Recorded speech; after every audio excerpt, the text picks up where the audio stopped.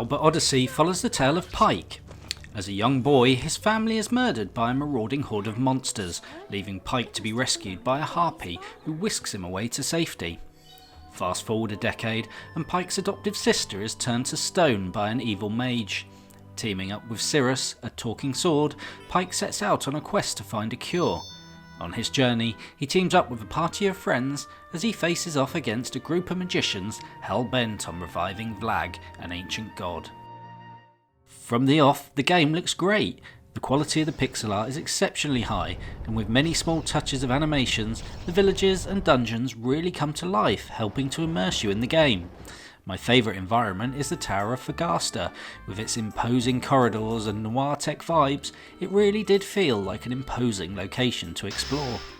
The enemies are many and varied, they are well illustrated, and although the animations are basic, there is enough movement to give the characters some personality.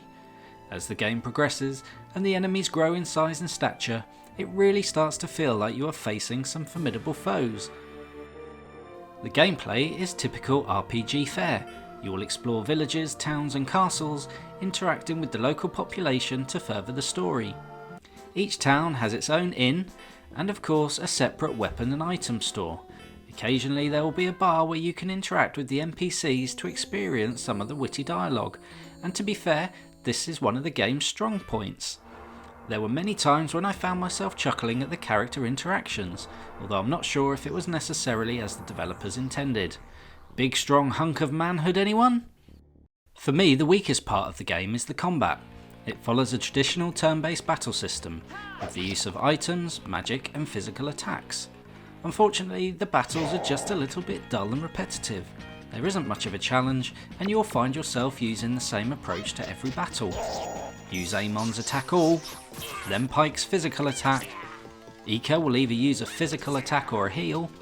Kia will unleash an all-enemy magic attack, and Grizz, who by the end of the game can deal a lot of physical damage, is reduced to using his healing breath. Follow this simple pattern and you'll be able to dispatch every enemy combination with relative ease. The boss battles present more of a challenge, but again, using a similar approach and knowing that these fights can run and run, it can become a bit of a slog. For example, the second Balan boss battle, that fight lasted 27 minutes.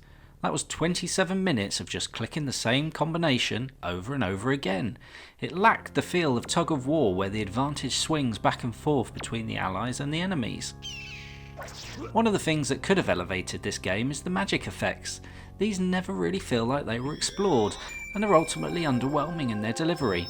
I think this would have been an area where they could have utilised the power of the Saturn to really push the hardware and create some amazing special effects. In summary, I did enjoy my playthrough of Albert Odyssey Legend of Eldean, and despite the battles lacking in complexity and creativity, it was perfectly functional, and as a fan of turn-based combat, I still managed to get a lot of enjoyment from it. If you're a fan of RPGs and are looking for something to play on your Sega Saturn, I would recommend seeking it out as a worthy addition to your collection. Overall, I would give Albert Odyssey Legend of Eldean on the Sega Saturn a 7 out of 10. Thanks for watching. If you enjoyed the video, please like and subscribe to the channel.